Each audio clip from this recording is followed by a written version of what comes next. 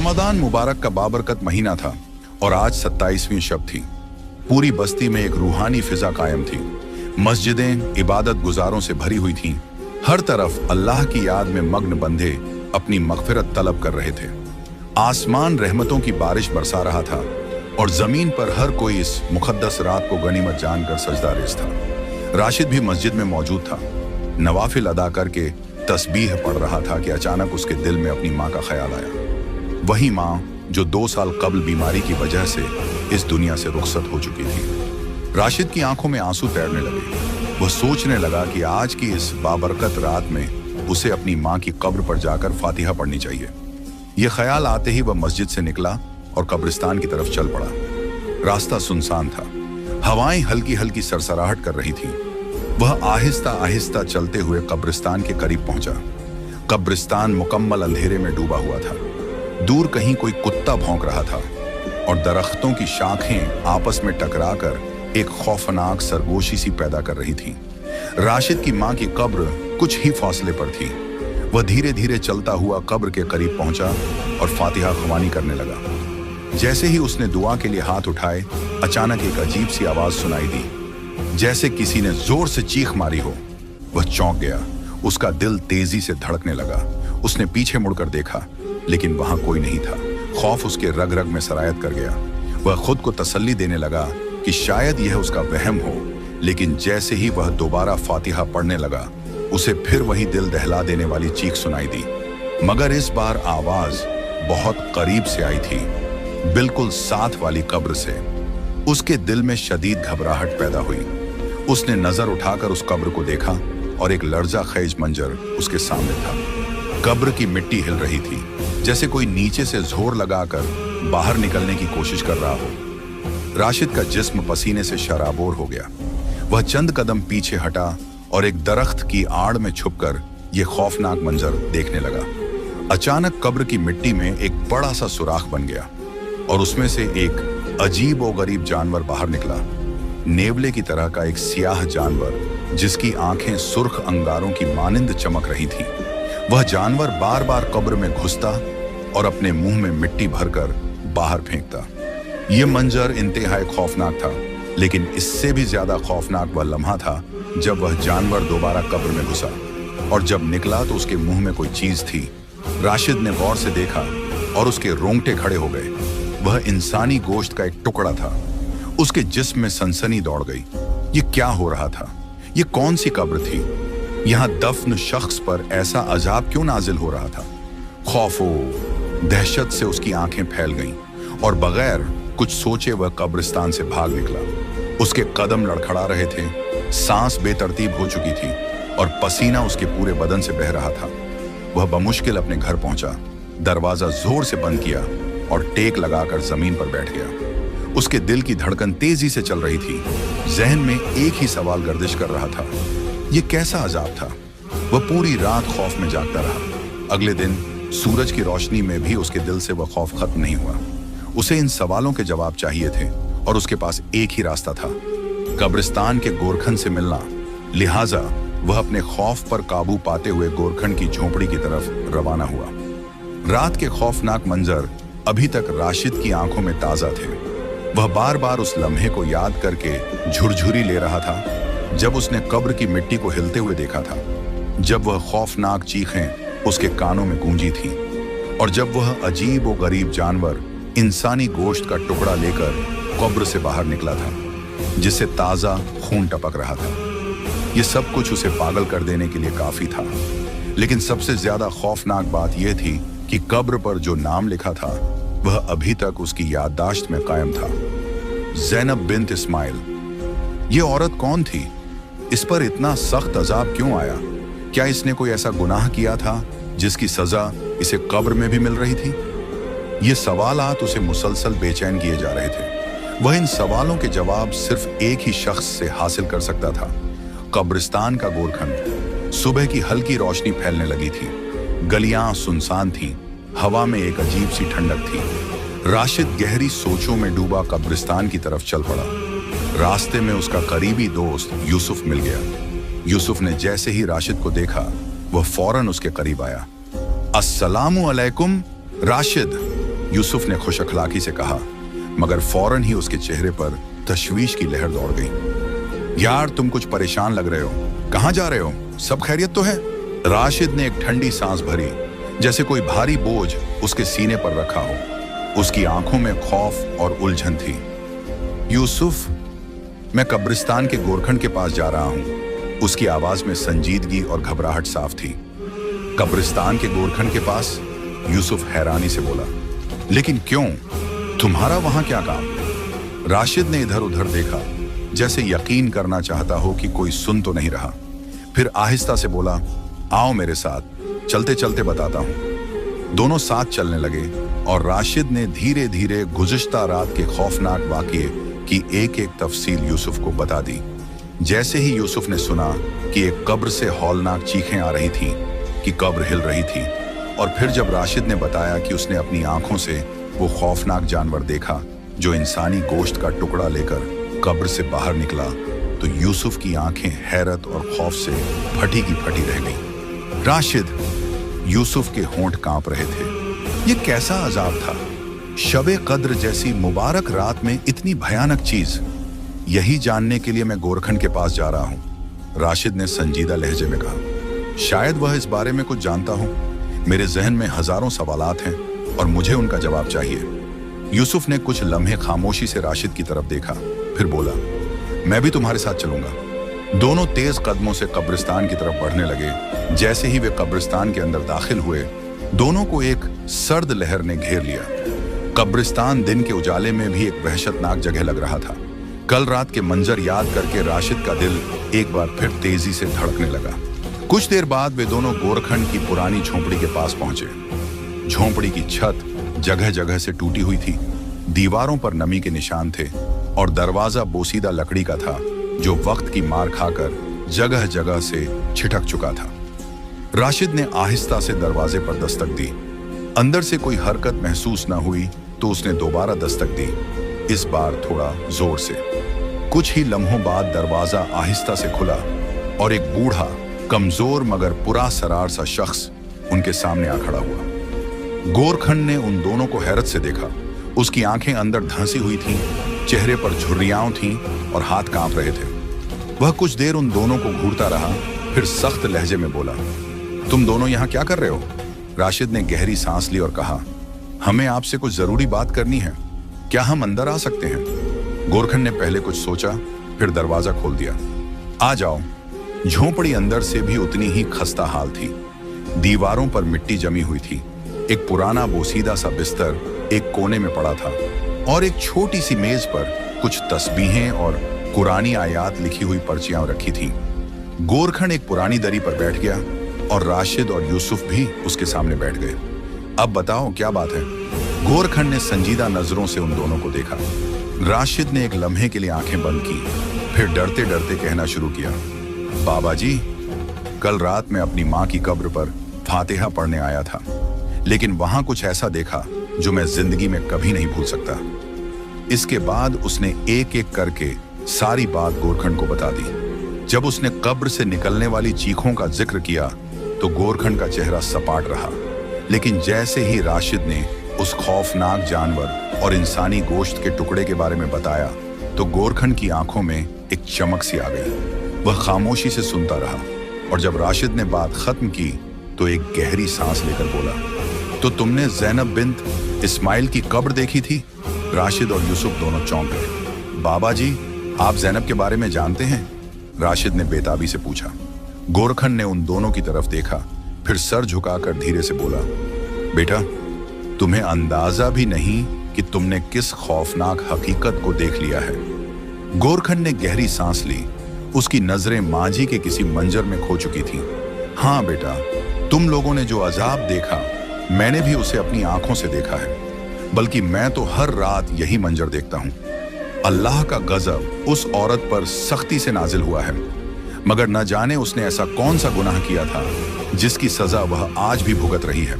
राशिद और यूसुफ हैरत से उछल पड़े। बाबा जी, क्या आप इस औरत को जानते हैं? यूसुफ ने बेसब्री से पूछा। गोरखंड ने सर नफी में हिलाया। नहीं, मैं उसे नहीं जानता, लेकिन उसे मरे हुए 2 साल हो चुके हैं। मुझे आज भी वह दिन याद है जब उसका जनाजा यहाँ लाया गया था। वह लम्हा भर को रुका, जैसे जहन में यादें ताजा कर रहा हो, फिर धीरे धीरे कहने लगा, जब उस औरत का जनाजा आया तो मैं हैरान रह गया था। जनाजे में सिर्फ 4 आदमी थे। आमतौर पर जब कोई शख्स मरता है तो उसके घर वाले, अजीज व अकारिब और दोस्त अहबाब गमगीन होकर आते हैं, मगर उन चारों के चेहरों पर कोई गम, कोई अफसोस, कोई आंसू नहीं था, बल्कि वे मुतमिन लग रहे थे, जैसे किसी बोझ से निजात पा चुके हों। मुझे बहुत अजीब महसूस हुआ था। राशिद और यूसुफ के चेहरे पर हैरत और तजस्सुस के साए गहरे हो गए। फिर क्या हुआ बाबा जी? राशिद ने धड़कते दिल के साथ पूछा। गोरखन ने एक लम्हे के लिए आसमान की तरफ देखा, जैसे कुछ याद कर रहा हो, फिर गोया हुआ। जब वे चारों उस औरत को दफनाकर चले गए तो मैं अपनी झोंपड़ी की तरफ बढ़ने लगा, लेकिन जैसे ही मैं कब्रिस्तान से गुजरा, एक खौफनाक चीज देखी। कब्र के पास एक नेवले की शक्ल का जानवर खड़ा था। नेवले की शक्ल का जानवर? यूसुफ ने हैरत से दोहराया। हाँ, गोरखन ने सर हिलाया। अभी औरत को दफनाए हुए सिर्फ 10 मिनट ही हुए थे कि वह जानवर अचानक कब्र के पास आ गया। मुझे लगा कि शायद यह आम जंगली जानवर होगा, क्योंकि कब्रिस्तान के साथ जंगल भी है, मगर मैं गलत था। वह गहरी सांस लेकर बोला, यह जानवर किसी और कब्र के पास नहीं जाता था, सिर्फ ज़ैनब की कब्र के पास आता था। मैंने सोचा कि शायद सुबह उसके घर वाले कब्र को पक्का करवा देंगे और यह मामला खत्म हो जाएगा, मगर यह मेरी ख्याली थी। यूसुफ और राशिद का दिल धड़कने लगा। गोरखन की बातों में एक भयावह सच्चाई झलक रही थी। फिर क्या हुआ बाबा जी? राशिद ने बेसब्री से पूछा। गोरखन ने उन दोनों की तरफ देखा और धीरे से बोला, फिर एक रात मैंने वह सब कुछ देखा जो शायद तुमने कल रात देखा। क्या? राशिद और यूसुफ की आवाज एक साथ निकली। मैंने ज़ैनब की कब्र से खौफनाक चीखें सुनी थी। गोरखंड की आवाज सरगोशी जैसी हो गई। जब मैं वहां पहुंचा तो मैंने देखा कि वही नेवले जैसा जानवर कब्र में बना हुआ सुराख खोदकर अंदर जा चुका था। फिर कुछ देर बाद वह वापस आया और उसके मुंह में इंसानी गोश्त का टुकड़ा था, जिससे ताजा खून टपक रहा था। यूसुफ और राशिद के बदन में सनसनी दौड़ गई। और कब्र से चीखें आ रही थीं? राशिद ने कांपती हुई आवाज में पूछा। गोरखन ने सर हिलाया। हाँ, वो चीखें आज भी मेरे कानों में गूंजती हैं, जैसे कोई कब्र में कैद हो, जैसे कोई मदद के लिए पुकार रहा हो, जैसे कोई नाकाबिले बर्दाश्त तकलीफ में हो। मैंने इस खौफनाक मंजर के बाद कभी उस कब्र के करीब जाने की हिम्मत नहीं की। और अब तुम लोगों ने भी वही मंजर देख लिया है। कमरे में एकदम खामोशी छा गई। सिर्फ तीनों के दिलों की धड़कन सुनाई दे रही थी। बाबा जी, हमें इस औरत के बारे में जानना होगा। यूसुफ ने आखिरकार सुकूत तोड़ा। ये पता करना होगा कि आखिर ज़ैनब बिन्त इस्माइल ने ऐसा क्या किया था कि उस पर इतना सख्त अजाब नाजिल हो रहा है। गोरखन ने सर हिलाया। हाँ, शायद हमें उसके घर जाना चाहिए। मैंने सुना था कि वह करीबी गांव में रहती थी। वहां जाकर ही उसकी हकीकत मालूम हो सकती है, राशिद ने कहा। लेकिन हमें पहले इमाम साहब से बात करनी चाहिए। वह दीन के आलिम हैं, शायद वह हमें सही मशवरा दे सकें। हाँ, यह बात भी ठीक है, यूसुफ ने तायद की। चलो पहले इमाम साहब के पास चलते हैं। तीनों मस्जिद पहुंचे, मगर इमाम साहब वहां मौजूद नहीं थे। एक नमाजी ने बताया कि वह अपने घर पर हैं, लिहाजा वह तीनों इमाम साहब के घर की तरफ बढ़ गए। इमाम साहब एक नूरानी चेहरे वाले बुजुर्ग थे। जब उन्होंने तीनों को दरवाजे पर देखा तो मुस्कुराकर बोले, आओ बेटा, खैरियत तो है? राशिद ने लरजती हुई आवाज में कहा। इमाम साहब, हम आपसे एक बहुत जरूरी बात करने आए हैं। जब वह सब अंदर बैठ गए तो राशिद ने तफसील से पूरी बात इमाम साहब को बता दी। शबे कद्र की रात कब्र से निकलने वाली चीखें, नेवले जैसे जानवर का इंसानी गोश्त खाना, गोरखन का खौफनाक वाकया और ज़ैनब बिन्त इस्माइल की अजीब और गरीब तदफीन। इमाम साहब सुनकर गहरी सोच में डूब गए। कुछ लम्हे खामोशी रही, फिर उन्होंने एक लंबी सांस ली और बोले, बेटा, अल्लाह का अजाब बरहक है। वह कभी किसी पर नाहक नहीं आता।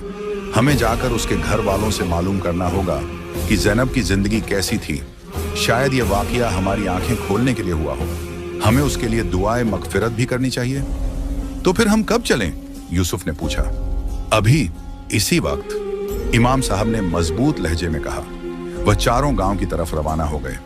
रास्ते में उन्होंने एक बुजुर्ग शख्स से जैनब बिन्त इस्माइल के बारे में पूछा। जैसे ही उस शख्स ने जैनब का नाम सुना, उसके चेहरे का रंग बदल गया। तुम लोग जैनब के बारे में क्यों पूछ रहे हो? उसने सख्त लहजे में कहा। राशिद ने संजीदगी से जवाब दिया, हमें इसके बारे में जानना है, कृपया हमें इसके घर का पता बता दें।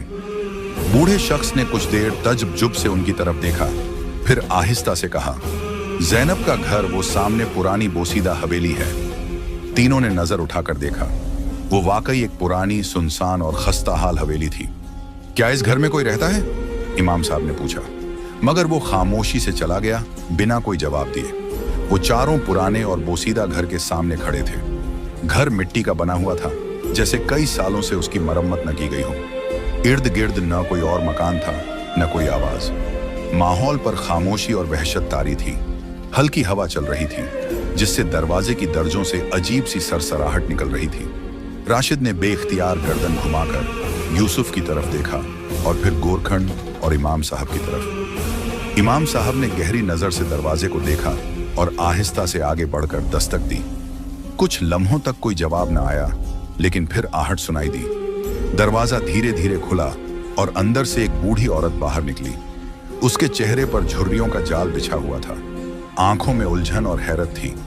वो उन चार अजनबियों को देखकर कुछ लम्हे खामोश रही, फिर धीमी आवाज में बोली, तुम लोग कौन हो? इमाम साहब ने आगे बढ़कर नरमी से कहा, अम्मा जी, हम आपसे एक जरूरी बात करना चाहते हैं, क्या हम अंदर आ सकते हैं? बूढ़ी औरत ने लम्हा भर को उन चारों को गौर से देखा, फिर सर हिलाया। हाँ बेटा, क्यों नहीं, मेहमान तो अल्लाह की रहमत होते हैं, आओ अंदर आ जाओ। वो उन्हें अंदर ले आई। घर अंदर से भी उतना ही पुराना और सुनसान था। मिट्टी की दीवारें, टूटी फूटी चारपाई, एक पुराना सा लालटेन और एक जानिब कुरान मजीद रखा था। घर की हालत देखकर यूसुफ और राशिद को अजीब सी बेचैनी होने लगी। बूढ़ी औरत चारपाई पर बैठ गई और बोली, हाँ बेटा, बताओ किस सिलसिले में आए हो? इमाम साहब ने थोड़ी हिम्मत जमा की और नरम लहजे में पूछा, अम्मा जी, क्या आप जैनब बिन्त इस्माइल को जानती हैं? ये सुनते ही बूढ़ी औरत चौंक गई। उसके झुर्रियों भरे चेहरे पर जैसे हजारों जज्बात एक साथ उभर आए। उसकी आंखों में आंसू भर आए, होंठ कांपने लगे और आवाज जैसे हलक में अटक गई। जैनब, वो तो मेरी बेटी थी। ये कहते ही उसके आंसू गालों पर बहने लगे। इमाम साहब, राशिद, यूसुफ और गोरखन खामोश हो गए। कुछ लम्हों तक कमरे में सिर्फ बूढ़ी औरत की सिसकियां सुनाई देती रहीं। कुछ देर बाद इमाम साहब ने आहिस्ता से कहा, अम्मा जी, हम आपकी बेटी के बारे में कुछ जानना चाहते हैं। बूढ़ी औरत की आंखों में एक बार फिर हैरत उभरी। क्यों? मेरी बेटी के बारे में क्या जानना चाहते हो?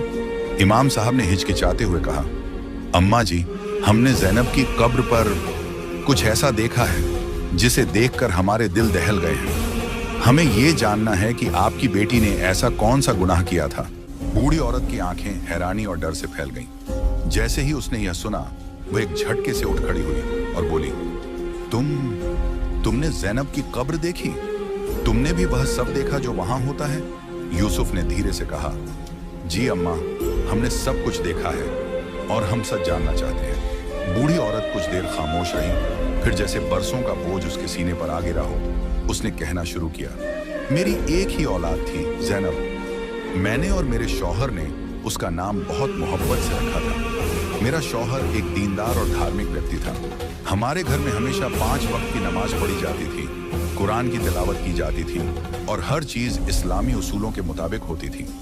उसने एक पल के लिए ठहरकर अपनी आंसू भरी आंखों से देखा, फिर बोली, मेरी बेटी बहुत होशियार थी, उसे पढ़ने का बहुत शौक था और उसने जिद करके हॉस्टल में दाखिला ले लिया। मैं और उसके वालिद चाहते थे कि वह नेक, परहेजगार और हया वाली बने, मगर वह बहुत आजाद ख्याल हो गई थी। उसने हमारा कहना सुनना छोड़ दिया था।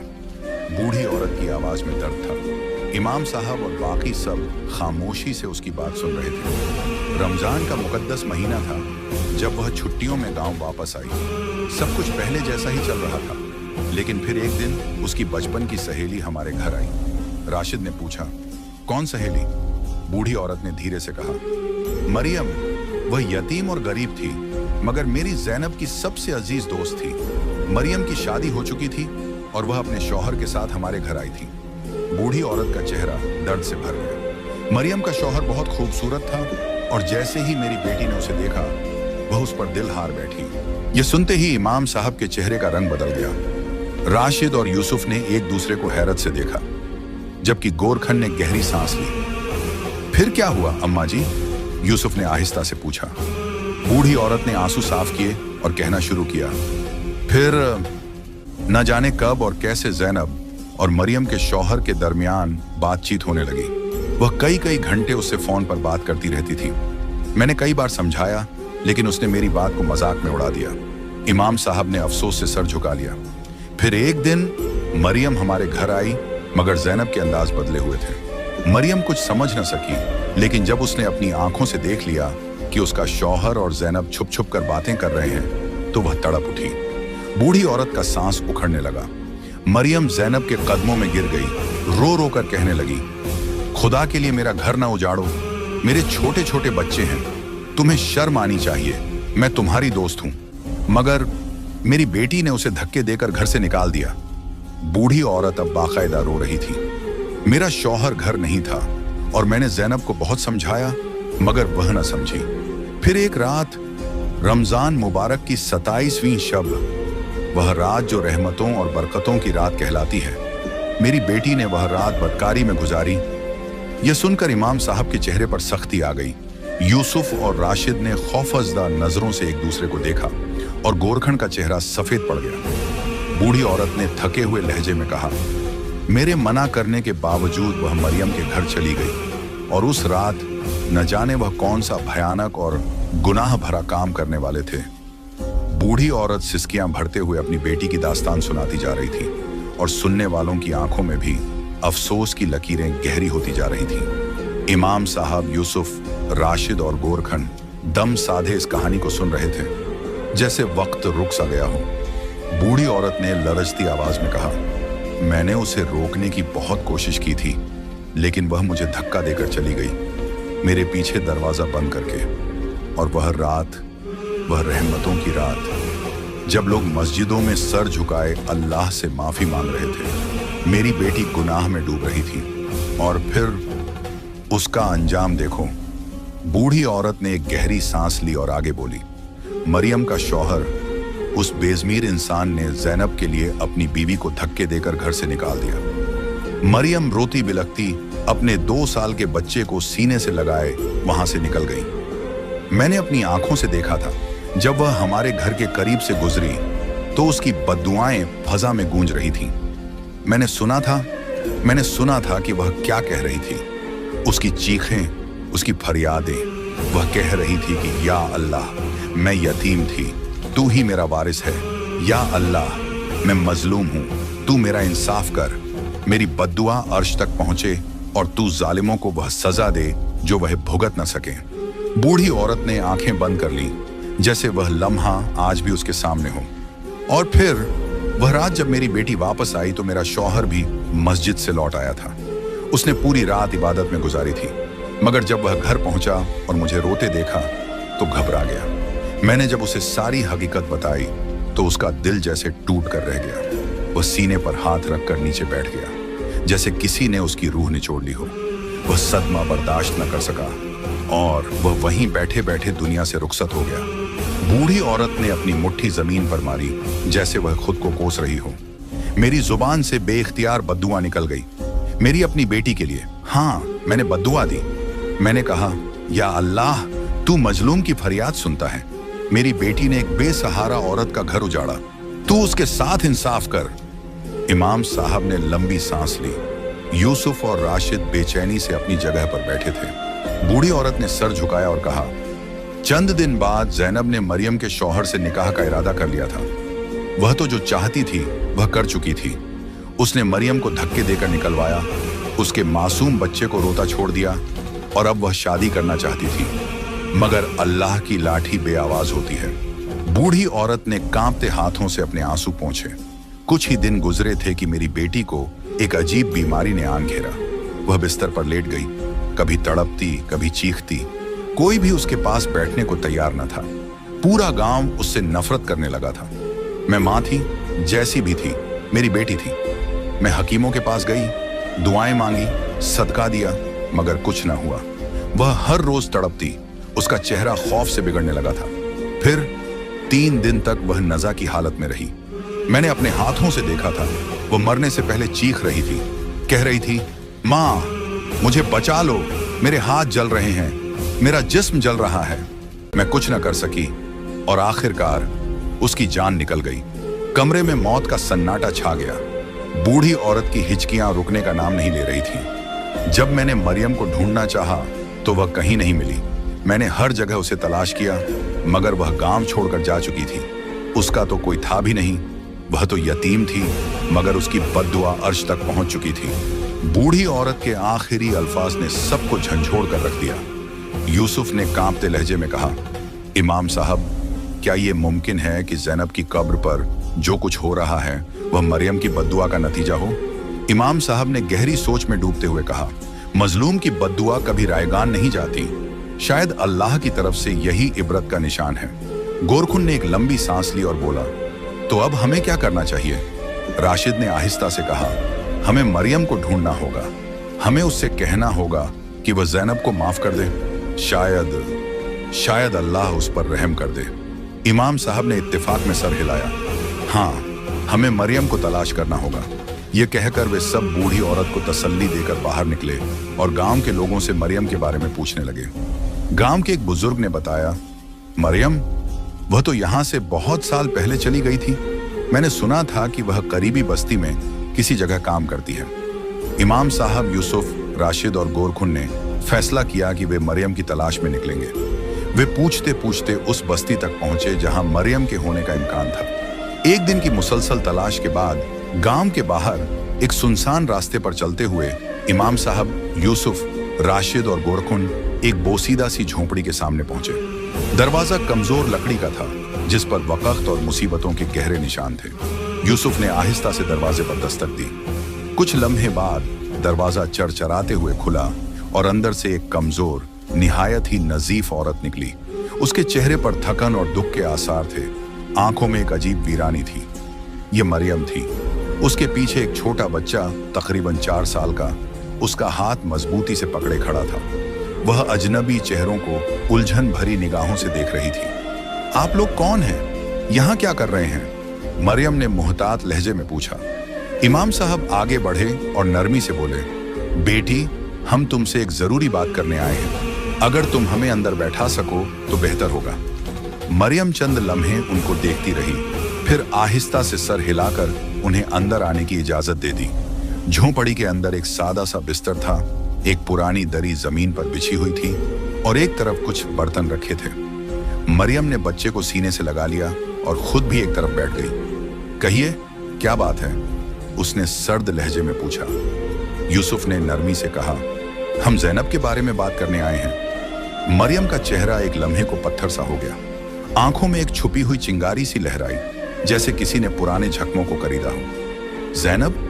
उसके होंठ कांप गए। इमाम साहब ने गहरी सांस ली और कहा, बेटी, तुम जानती हो कि तुम मजलूम थी। तुम्हारी बद्दुआएं अर्श तक जा पहुंची। ज़ैनब ने इस दुनिया में भी अपना अंजाम देख लिया और अब उसकी कब्र में भी अजाब हो रहा है। तुम्हें अंदाजा नहीं कि उस पर क्या गुजर रही है। मरियम की आंखों में आंसू भर आए। वह धीरे धीरे सिसकने लगी। उसने मेरे दिल के टुकड़े टुकड़े कर दिए थे। वह तो मेरी सहेली थी, मेरी बहनों जैसी थी, मगर उसने मेरे पेट में खंजर घोंप दिया, मुझे बेदखल किया, मेरे मासूम बच्चे के सर से बाप का साया छीन लिया। उसकी सिसकियां तेज हो गईं और उसके हाथ बच्चे के सर पर लर्जने लगे। मेरा शौहर 2 साल पहले मेरे पास आया था, गिड़गिड़ाया था, मुझसे माफी मांगी थी, मगर मैंने उसके साथ जाने से इनकार कर दिया। मैं ऐसे शख्स के साथ कैसे रह सकती थी जो किसी गैर औरत के लिए मुझे धक्के देकर घर से निकाल दे।